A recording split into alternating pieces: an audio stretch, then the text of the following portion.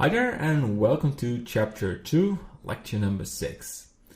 So in this lecture I'd like to show you the difference between cycles and EEVEE. So for all the modeling work, for example creating buildings, we use the EEVEE render engine. But for the environmental renders we use cycles. So it maybe sounds a little confusing that we use two render engines. But in this lecture, I will show you the differences between both engines and why we use it for separated tasks. So I created this simple scene to demonstrate the lighting. And the reason I created it myself is that I had to do some camera work, some extruding, and I like to show these things in other lectures. This is only to demonstrate the lighting. So don't get panicked that we skip very important steps. We get there, and this is just for an example. So you can find this small setup in the course if you want to download the scene. But baked lighting is not something we're going to use in the environment course. We fully use the power of cycles for this. All right, this scene. So the reason I picked the green and the red color is that these colors do reflect bounce light. Of course, any color reflects bounce light, but it gets an idea how bounce light works in EEVEE and in cycles. So that's why green is a very, it's an in-your-face color, and red as well. I could use the white, but that doesn't really make sense. All right. So when we go to the images and we take a look at the EEVEE output, so we used the standard value of the lamp, and I used an environmental image. So the blue color is not a glitch, that's from the environmental light, and the rest is just the scene.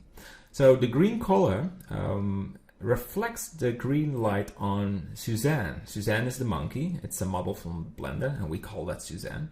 And this fakes the ray tracing effect. So ray tracing is bounce light. So the light comes in, bounces on the green plane, and gets back on the monkey. That's how a ray tracer works. EEVEE calculates its baked light. How it does it exactly, I don't know. But that's why you see the green light. It's a realistic effect, and you want this kind of things in your scene on your models. And you can see some green light on the sphere and the red light as well. So this was real time, so no render times. That's the great thing about EEVEE. And you can also see the reflection from the monkey. So it's an amazing thing that this is possible in Blender.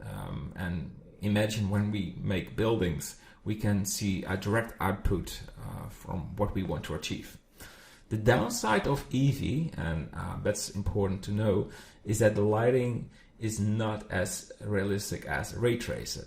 So looking at the roof, you can see there is some shadow color right here, and then direct on the backplate there is white. So the transition is not smooth.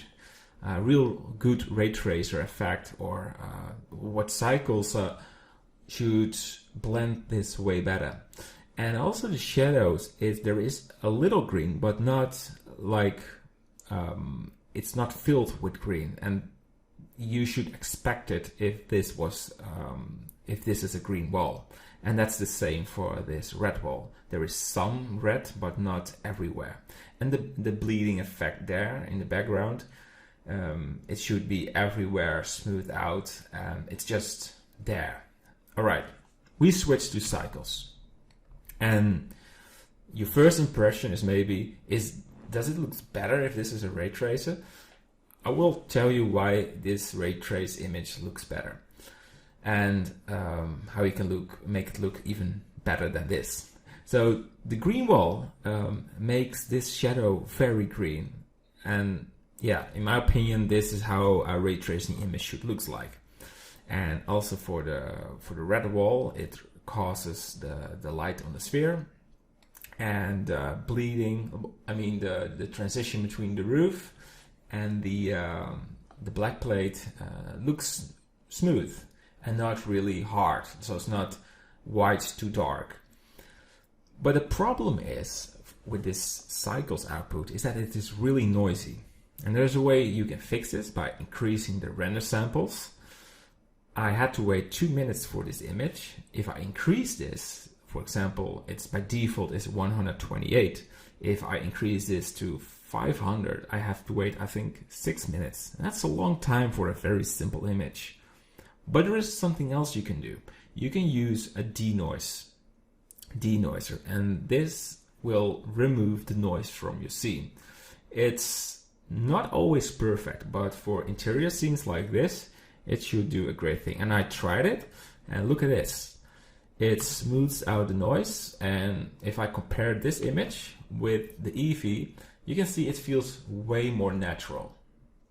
So yeah, Cycles is still the leading render engine in Blender. But EEVEE makes life more easy. You know, if you should do all modeling with Cycles, you have to wait a lot. But now we can do it real time for the small things.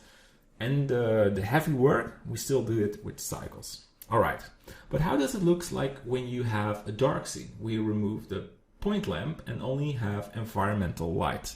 So then we have this in EEVEE. And you can see the bleeding environmental light. You can see it's looking nice on the back plate, but then the transition on the roof and the bottom plate, it looks hard. And yeah, if you want to have realism in your scene, this is a pain. It's not good. Also, the hard shadow on the monkey and the shadows on the ground are not really perfect. But for real time, if you want just to have a quick output, it's more than perfect. But how should Cycles handle this with only environmental lights? Again, you can see a lot of noise, and that's a pain. But if you look at all the other things, like the bleeding or the blending between the top and the back plate and the bottom plate, it's just it's very smooth transition. And to me, that looks really good. We have the denoiser, so when we use that one, you can see it's looking amazing. It removes almost all, well, it does remove all the noise. And we still keep the detail, so you can see the transition. So there is some end and a bottom plate, and yeah, it's all coming together very well. So I hope I will open Blender that you understand why Cycles is still the leading render engine for me for the scenes we will create together. But that we will use EEVEE for a lot of modeling. So it's not that I ignore this engine, but the final outputs, the large environments, will not render out well. And because EEVEE needs to bake all the lighting, we still have to wait a lot of time for having a decent output. So that's pretty much it. That's a quick video about the benefits and downsides of EEVEE and Cycles. Yeah, we will use EEVEE for almost all the modeling work, so I can't wait to get there.